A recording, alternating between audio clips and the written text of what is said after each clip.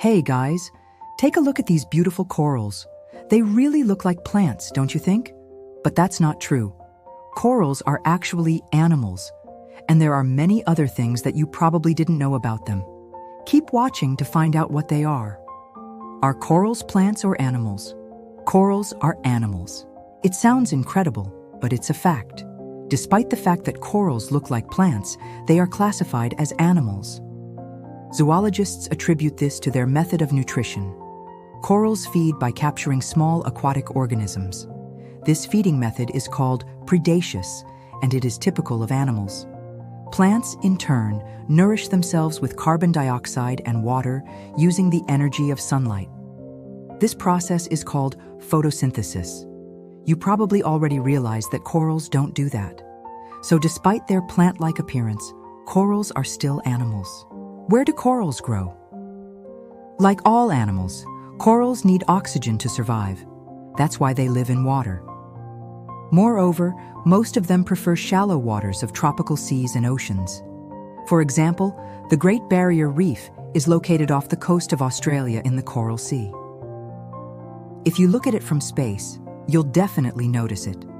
After all, it's the largest coral reef in the world and stretches over 2,300 kilometers. Some people call corals underwater cities because they are among the most biodiverse ecosystems on our planet. In other words, thousands of different animals and plants live there. Why? The thing is that coral reefs create favorable conditions for life. They serve as a shelter for commercial fish species such as tuna, cod, and salmon. Many fish lay their eggs near corals. In addition, corals provide food and a home for countless invertebrates, algae, and microorganisms. It's no wonder that whales, dolphins, turtles, mollusks, crabs, shrimps, starfish, and much more can be found near coral reefs. Just imagine that some species of sharks have chosen coral reefs as their permanent residence. These include hammerhead sharks, white-tip sharks, gray reef sharks, and many others. In total, scientists have found more than 4,000 species on coral reefs. Among them, 36% are fish, 22% are mollusks, 11% are crustaceans, 8% are echinoderms, and 7% are worms. By the way, did you know that some species of whales and dolphins come to the surface near coral reefs to breathe? Their agility allows them to easily avoid corals and not get hurt. Have you heard that corals can glow at night? Actually, not all of them, but some species do have the ability to fluoresce, which means to glow. Scientists call this property bioluminescence. To date, more than 70 species of glowing corals have been discovered. The blue, green, and red colors are most common, but there are also purple, yellow, and pink ones. You might think that corals glow to scare off predators, but that's not the case. Most likely, this is their way of attracting plankton. Zooxanthellae algae living inside the tissues of corals reflect part of the light entering their bodies. This is how corals glow. How long do corals live? Underwater cities can be very ancient. According to scientists, some coral reefs are several thousand years old. At the same time, individual coral polyps die and are replaced by new ones. Imagine that you're a scientist who studies corals. You make a discovery and find out that the coral reef you're exploring is 1,000 years old. How would you feel? Excited, right? Because it's not every day that you come across something like that. Well, if you're passionate about your work, then yes. But there's another possibility. You could be so surprised that you lose consciousness. Do you want to know more about corals? Then check out our video in which we talk about their temperature sensitivity.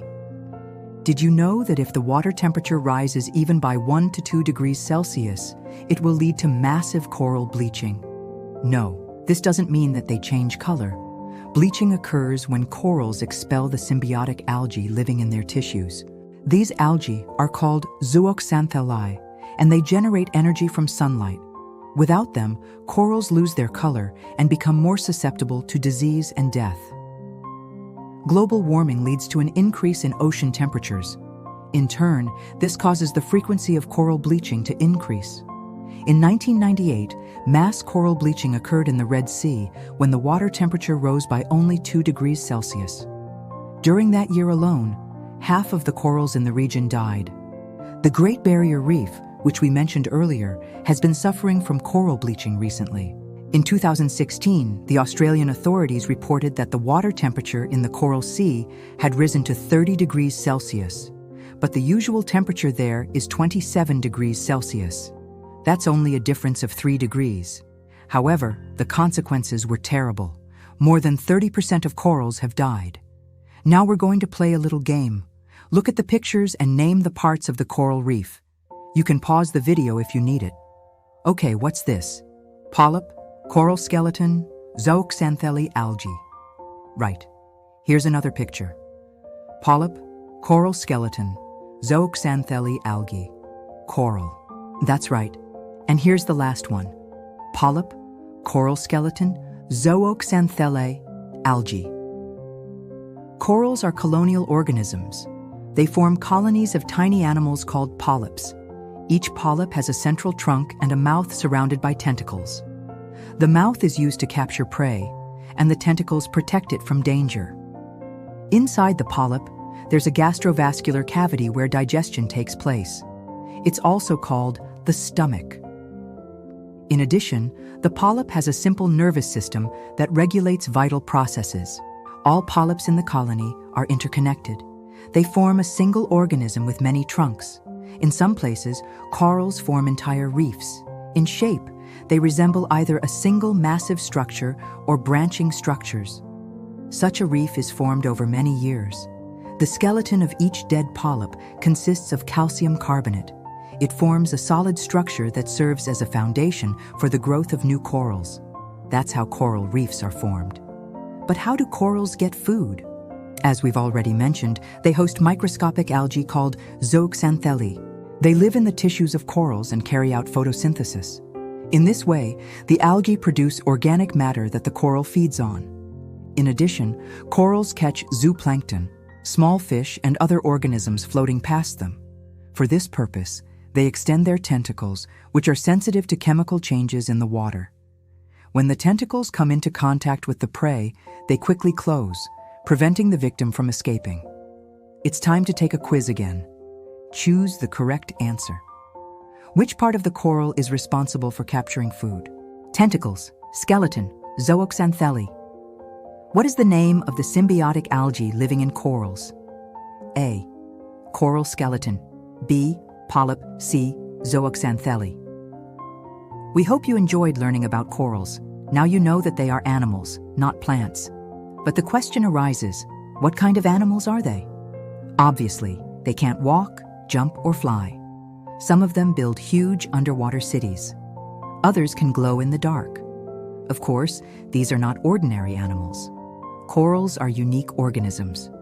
They amaze us with their unusual appearance, longevity, and amazing abilities. What do you think? Is it interesting to explore the depths of the ocean and discover new species? Tell us in the comments. And thank you.